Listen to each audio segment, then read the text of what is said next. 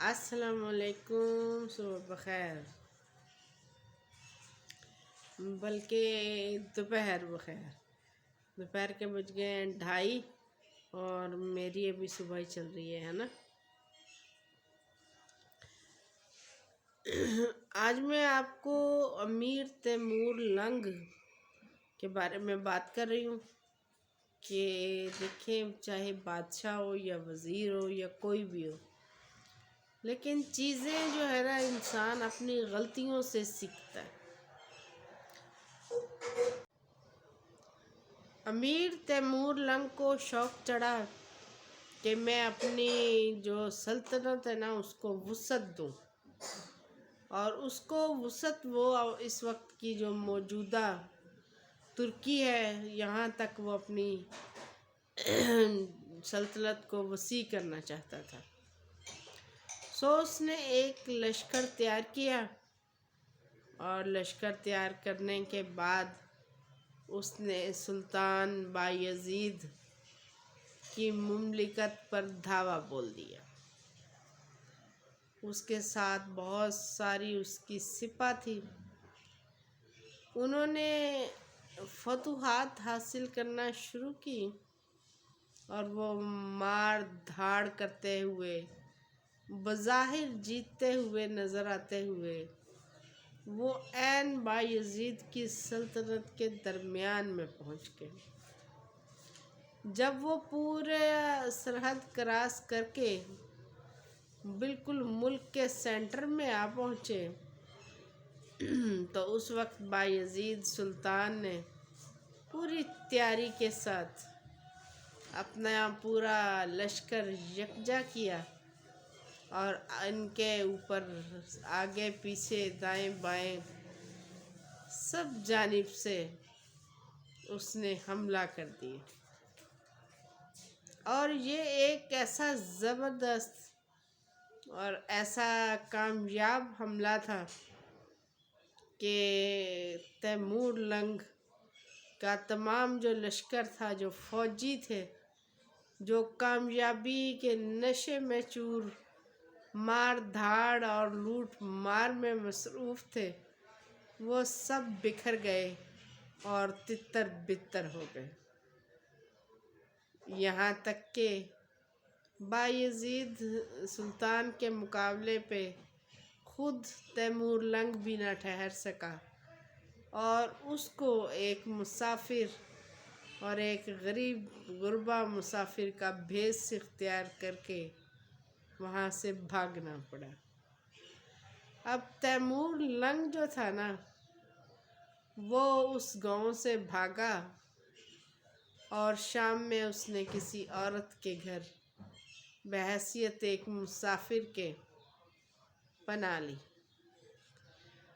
اس نے بہت زیادہ مشقت ظاہر کی ہوئی تھی، وہ لوگ صبح سے لڑ رہے تھے، پھر اس کے بعد شکست کھانا، شکست کے بعد وہاں سے بھاگنا، تو وہ بہت زیادہ بھوکا تھا۔ تو اس نے ظاہر ہے جہاں پناہ لی، انہوں نے جب اس کو کھانا پیش کیا تو وہ بھوک کی شدت کی وجہ سے اس نے جلدی سے جو ہے نا وہ کھانے کی جو پیالی تھی، جو رکابی تھی، اس کے عین سینٹر میں انگلیاں ڈال دی کھانا کھانے کے لیے، اور اپنا ہاتھ جلا بیٹھا۔ اس کی یہ حرکت دیکھ کر وہ بوڑھی عورت جس نے اس کو اپنے گھر میں پناہ دی تھی، وہ ہنسنے لگی۔ وہ کہنے لگی، تم بہت لالچی ہو، تیمور لنگ کی طرح۔ بادشاہ ٹھٹک گیا۔ اس نے کہا، وہ کیسے؟ اس نے کہا، دیکھو، اگر وہ پہلے مقابلہ کرتا بارڈر پہ، ان فوجوں کو شکست دیتا، اس کے بعد درجہ بدرجہ ایک ایک شہر کر کے فتح کرتا، اور پھر درمیان میں پہنچتا، اور پھر دربار میں جا کے اس کا تخت حاصل کرتا، تو وہ کامیاب ہو جاتا۔ لیکن اس نے لالچ میں آ کر نہ بارڈر پہ سپاہ سے جنگ کی، نہ درجہ بدرجہ تمام شہر فتح کیے، بلکہ عین آخر درمیان میں وہ کھڑا ہو گیا کہ میں تو فاتح ہو گیا۔ اور تم نے بھی وہی حرکت کی۔ اگر تم ایک روٹی کا نوالا توڑتے اور رکابی کی ایک سائڈ سے کھانا شروع کرتے تو تمہارا بھی ہاتھ نہ جلتا۔ تم نے بھی گرم گرم برتن کے عین درمیان میں اپنی انگلیاں ڈالی اور وہ جل گئی۔ اس کی بات تیمور لنگ کے دل میں اتر گئی۔ وہ بات کو سمجھ چکا تھا کہ اس بڑھیا نے کس قدر سمجھداری کی بات کی ہے۔ اس نے وہاں سے رخصت لی اور واپس اپنے وطن پہنچا۔ اپنے وطن پہنچنے کے بعد اس نے دوبارہ تیاری کی، اور اب کی بار اس نے پہلے والی غلطی نہیں کی تھی۔ اس نے پہلے بارڈر پہ کھڑی ہونے والی سپاہ سے جنگ جیتی، ان کو شکست دی، پھر ہر شہر میں لڑتا ہوا درجہ بدرجہ آگے بڑھتا رہا، اور آخر کار اس نے بادشاہ کے تخت پر قبضہ کر لیا۔ اور اب کی بار اس کو بھیس بدل کر بھاگنا نہیں پڑا تھا، بلکہ اس نے کیا کیا؟ وہ تخت نشین ہو گیا۔ تو بات یہ ہے کہ جلد بازی، وہ کہتے ہیں نا جلدی کا کام شیطان کا، تو ایسا ہی کچھ معاملہ ہوتا ہے کہ جس میں ہم حکمت اختیار نہ کریں، جس بات کے اوپر ہم سوچ بچار کا پہلو ہی سامنے نہ رکھیں، اور جھٹ اور پٹ سے جو ہے نا ہم اپنا کام کر گزریں، اس میں غلطیوں کا احتمال زیادہ ہوتا ہے، اور ایسے فیصلے درست پھر کم ہی بیٹھتے ہیں۔ تو جیسے تیمور لنگ نے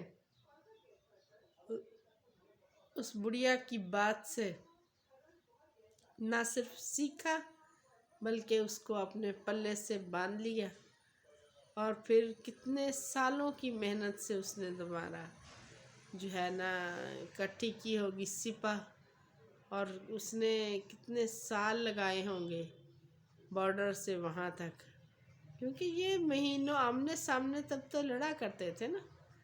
یہ مہینوں کے قصے ہوتے تھے کہ ایک جگہ گئے اور دیکھیں وہ پوری رہائش گاہیں وہاں تعمیر ہو جاتی تھی، وہاں وہ ٹکتے تھے، سفر کرتے تھے، اور پھر جو ہے نا ایک ایک شہر فتح کرتے، وہ آگے بڑھتے رہتے تھے، اور بعض ٹائم ان کو اپنے واپس گھر پہنچنے میں کئی سال لگ جاتے تھے۔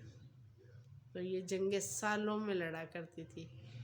یہ آج کل کی طرح تھوڑی ہے کہ جوہری ہمارے پاس جو ہے ہتھیار ہیں یا دوسرے ہتھیار ہیں، بس ایک بٹن دبایا اور سب کا خاتمہ ہو گیا۔ اصل جنگیں تو وہ تھی جو آمنے سامنے اپنے زور بازو لڑی جاتی تھی، اور ہزاروں مجاہدین اپنی جان سے ہاتھ دھو بیٹھتے تھے، اور ہزاروں کی جانیں وہ لے لیا کرتے تھے، اور جو زندہ ٹھہرے وہ غازی اور انعام و اکرام کے مالک، اور جو گزر گئے تو شہید۔ تو یوں ہی صبر کے ساتھ ہر چیز جو ہے نا ہم اگر کریں تو اس میں یقیناً کامیابی نصیب ہوتی ہے۔ اور اینڈ میں پھر وہی کہوں گی کہ برائے مہربانی میرے چینل کو کر دیا کریں سبسکرائب، اور بیل آئیکن کے بٹن کو دبایا کریں تاکہ آپ کو ہر ویڈیو میری فوراً سے موصول ہو جایا کرے، آپ مجھ سے رابطے میں رہیں۔ اور پرانے دیکھنے والوں کا بہت شکریہ۔ زندہ رہیں، خوش رہیں، آباد رہیں، اپنی دعاؤں میں یاد رکھیں۔ آپ سب کا بہت شکریہ۔ شنو کو دیں۔